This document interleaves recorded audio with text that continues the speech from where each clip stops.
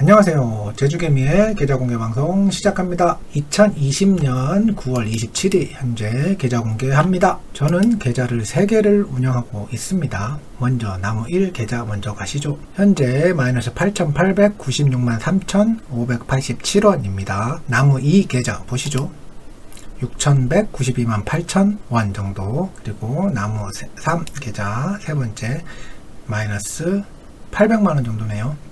현재 총 1억 5,800만원입니다. 지난 화요일, 그러니까 9월 22일 날 1억 7,700만원에서 현재 1,900만원 감소해 가지고요 1억 5,800만원이 되었습니다. 그러니까 현재 저희 곱 계좌는 7억 8천만원이 이제 6억 3천만원이 된 거죠. 그 중에 이제 7억 5천만원이 인버스, 곱버스에 투입되었다는 사실. 그렇지만 점점 손실이 줄어들고 있습니다. 지난주 화요일보다 1,900만원 정도 줄었고요. 2억 2천까지 손실을 보다가 한 6천만원 정도 손실을 줄어들게 된 거죠. 그러면서 인버스에 몰빵한 이유를 첫 번째, 그게 알아보겠습니다. 이제 미국 대선이 37일 남았습니다. 금요일 날 미국 시장이 급반등이 나오면서 나스닥이 2.26% 올랐네요. 그래서 월요일에도 한국 시장이 급반등이 나올 것으로 예상하는 사람이 많이 있습니다. 그렇지만 저는 미국 시장이 하락 추세에 돌입했다고 판단합니다. 기술적 반등으로 판단되고요. 제가 미국장이 하락장에 들어갔다고 주장하는 이유가 뭘까요? 첫 번째, 트럼프는 어떤 짓을 할지 모른다입니다. 트럼프의 대선이 지금 37일 남은 상황에서 가능성이 얼마나 되는지 살펴보겠습니다. 오늘 나온 기사인데요.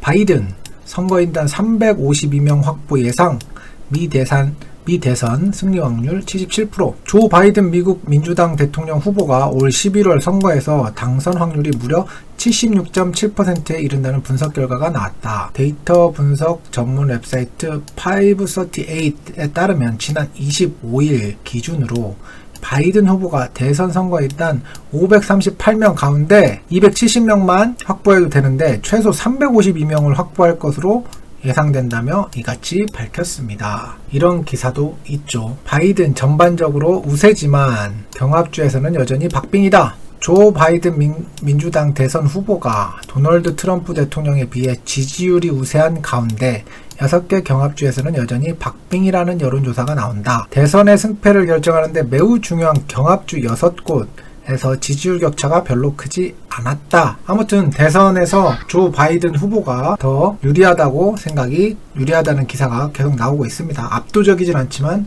많이 유리하다라는 기사가 많이 나오고 있고요. 그러면서 트럼프니까 나올 수 있는 기사가 나오고 있습니다. 바로 대선 불복 이야기가 나오고 있죠. 트럼프 따른 대선 불복 시사에 미국의 민주주의 뿌리채 흔들린다 라고 합니다. 대통령이 연일 대선 불복을 시사하면서 미국 민주주의가 뿌리채 흔들리고 있다고는 우려가 있다.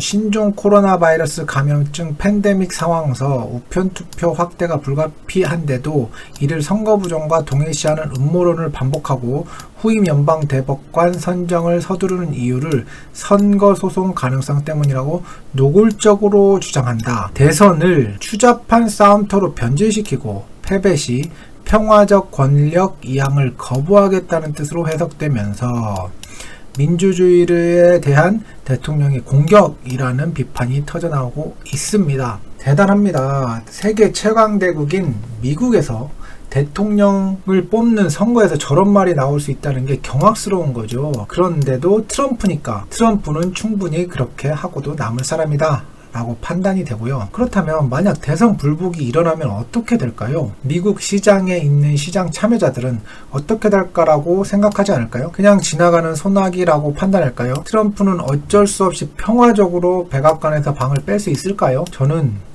상상할 수 없는 일이 일어날 수 있다는 것에 베팅을 한 거죠. 그러니까 미국 시장이 빠지는 이유는 미국 대선 후 엄청난 혼란이 불가피하다는 걸 눈치 빠른 메이저 세력이 알고 있다는 거죠. 그래서 튀고 있는 겁니다. 불확실성이 높아지는 상황에서 스마트 머니들은 리스크 관리 차원에서 빼고 있는 거예요. 저는 그렇게 판단합니다.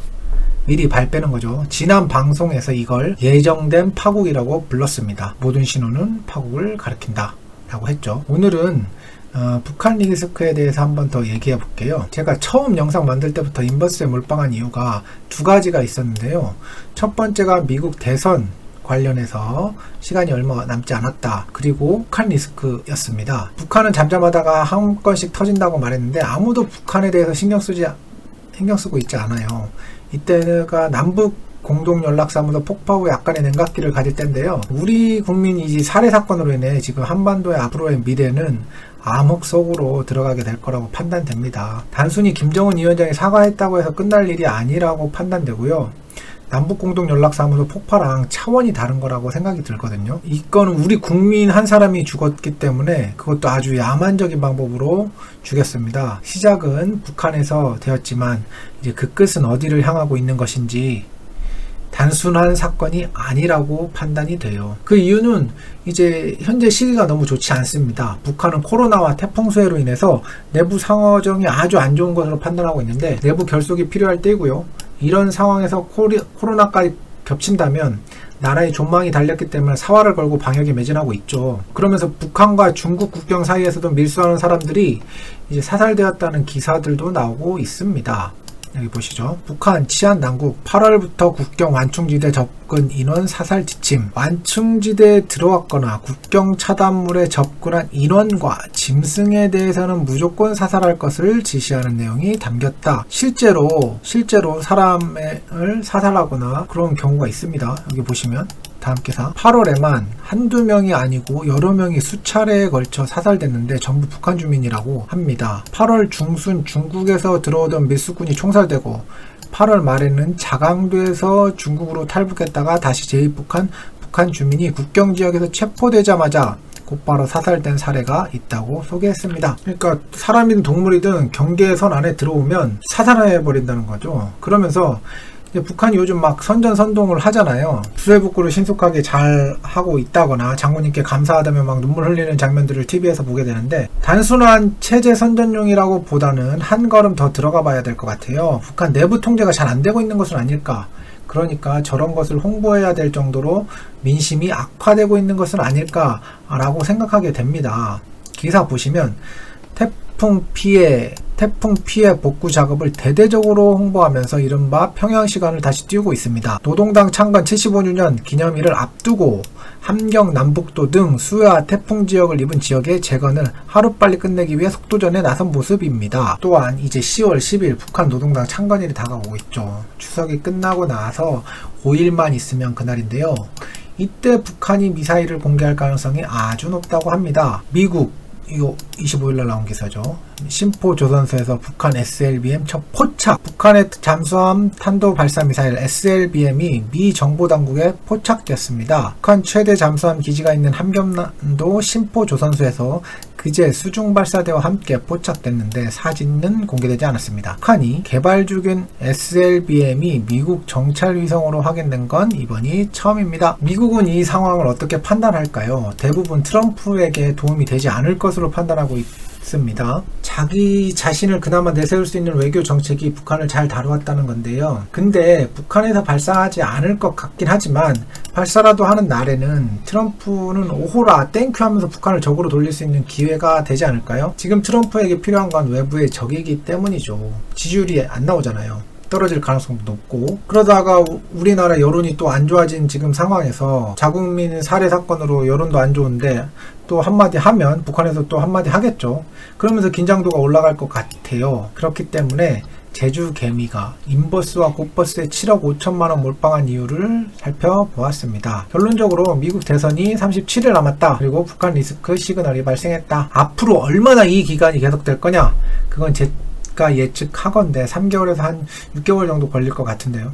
3월 대폭락 이후 지금 쉬지 않고 6개월 동안 코스피와 코스닥이 달려왔습니다. 급히 오른 만큼 그 하락도 클 것이라 판단되고요.